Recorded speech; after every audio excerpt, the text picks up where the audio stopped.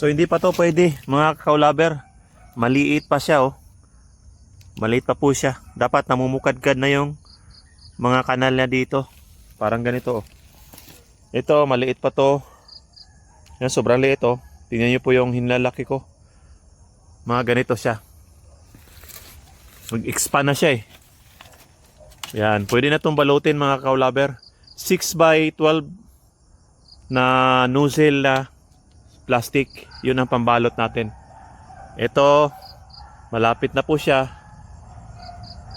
Kasi pag maliit pa, binalot natin mga ganito, malamang mamamatay siya. Hindi siya magiging ganito oh. So, ang pagbalot, itatali lang po yung plastic na 6x12. 6x12 po.